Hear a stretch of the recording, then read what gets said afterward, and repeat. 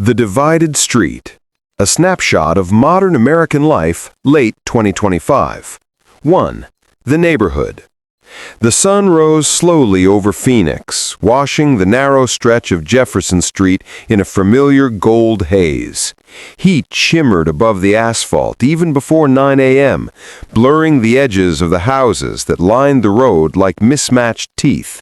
Some freshly renovated, some fading, some stubbornly the same since the late 80s. Phoenix had become the country's favorite battleground, half red, half blue, all bruised. Every election cycle, reporters descended on it with their microphones and questions, as if the place were a living, breathing mood ring for America. But for the people who lived there, Jefferson Street wasn't a forecast, it was home, complete with arguments over trash pickup, barking dogs, and parking wars. And in the middle of that street lived two neighbors who couldn't have been more different. On the north end was Jack Brunner, 52, retired Air Force mechanic, part-time delivery driver, full-time loyalist of the new MAGA movement. His porch flag, red, crisp, and updated with the latest slogan, fluttered defiantly in any kind of weather. On the south end, in a stucco duplex trimmed with solar panels, lived Alyssa Grant, 29, community organizer and progressive activist. She ran a small social justice nonprofit from her kitchen table, funded by grants and occasional freelance digital campaigns. She recycled religiously, biked everywhere, and hung posters on her window about climate justice, immigration dignity, and rent stabilization. They had never spoken for more than a minute. In fact, most days they avoided making eye contact across the street.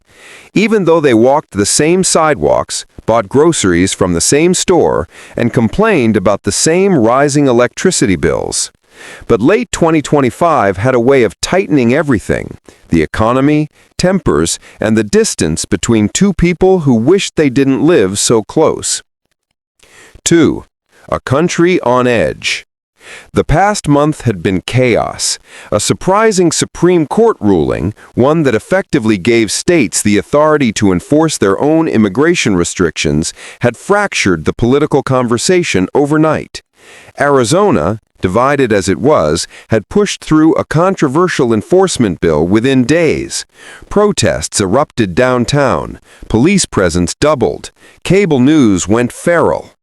Jack spent every evening in front of the TV, toggling between conservative commentators who celebrated the ruling as a restoration of sovereignty and populist live streamers who framed it as a necessary crackdown to protect American jobs.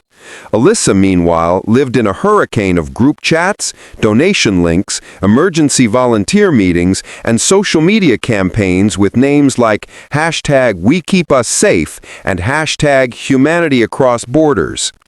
Inflation hadn't gone away either. Groceries were eating deeper into paychecks. Housing costs were devouring savings. Everyone felt as if the country was moving under their feet, like the ground had become a conveyor belt someone kept speeding up.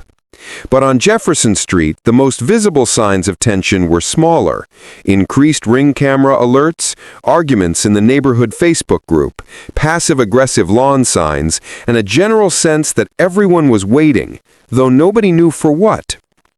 3. Jack.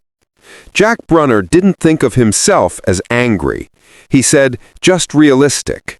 He'd spent 20 years fixing jets, then another 10 working for a small mechanic shop that folded during the pandemic. After that, he jumped into delivery work because it was the only thing hiring without background checks or lengthy onboarding. But the hours were unpredictable, the pay inconsistent, and the constant wear on his truck was nearly as expensive as his mortgage. Every month he told himself things would get better, and every month something else went up: gas, insurance, groceries, interest rates. His son, stationed at a naval base in San Diego, kept telling him to move out there. "Dad, they need mechanics and the pay is better." But the thought of leaving Phoenix and the house he and his late wife had bought together burned in his chest like a betrayal. When the Supreme Court ruling came down, he felt a sharp, unexpected jolt of hope. Not because he hated immigrants, he didn't. His grandparents were German, but because he was tired. Tired of feeling like everything was out of control. Tired of watching downtown film the protests while his own neighborhood felt less safe. Tired of feeling invisible while politicians talked past him. To him, the ruling felt like someone saying, "We see you, we hear you." He clung to that.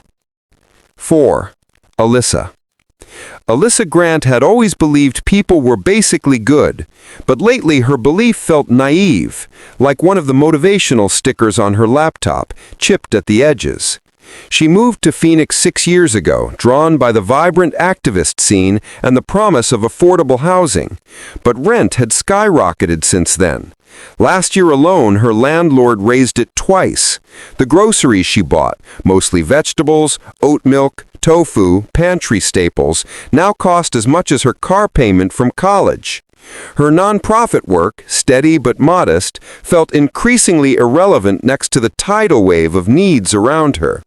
Every day she received calls from families worried about enforcement raids, from teens unsure if they'd be safe walking home from school, from parents asking if she had connections for emergency lawyers. She wanted to help them all, but she couldn't help herself. Still, she tried. She canvassed, she volunteered, she attended city meetings that lasted far too long, she spoke at rallies through a bullhorn that gave her migraines. She kept going, kept pushing, kept fighting for justice, even when her voice shook and her bank account trembled.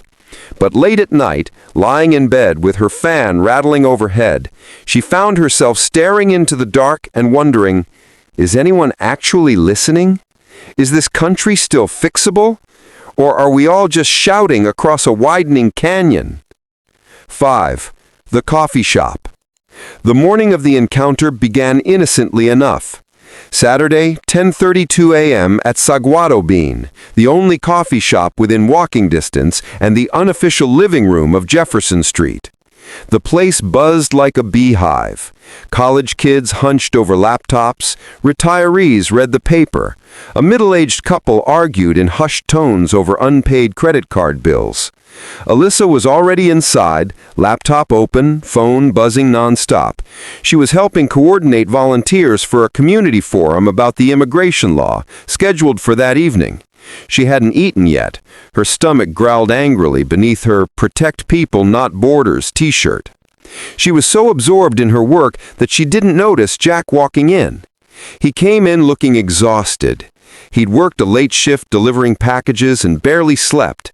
His hands were still smudged with grease from fixing his truck at dawn. He just wanted a coffee, black, large, no nonsense, and a moment of quiet before picking up another route. But every table was taken, except one.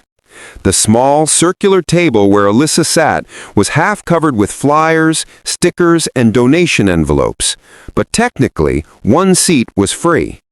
Jack approached reluctantly. Mind if I sit?" Alyssa looked up, startled. Her eyes flickered to his cap, navy blue, embroidered with the words, "Take America Back 2028. She hesitated, but the shop was packed, and she had been preaching about building community for months. "Yeah, go ahead." Jack sat down carefully, as if worried he'd break something. A moment of fragile silence stretched between them. 6. The boiling point. The interaction might have passed without incident, two strangers sharing space, if not for the TV mounted in the corner of the shop.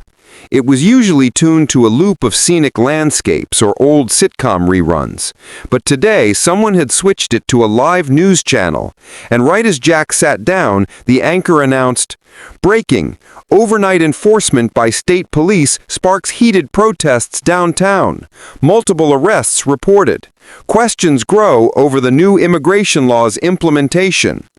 The footage rolled. Sirens, crowds, chanting, officers in tactical gear. Alyssa flinched. Jack stiffened. Their gazes drifted toward the screen at the same time, then back to each other. She spoke first. "You support that?" she asked quietly. Jack didn't answer at once. He stared into his coffee, as if the swirling black liquid held the right words. I support law and order, and I support a country that works for its own citizens. Things have gotten out of control. Alyssa's jaw tightened. They're not criminals. They're families. People who came here because they had no choice. This ruling, this bill, it's hurting them. It's hurting us not to do anything, Jack replied. Look around. Prices are insane. Jobs are harder to find.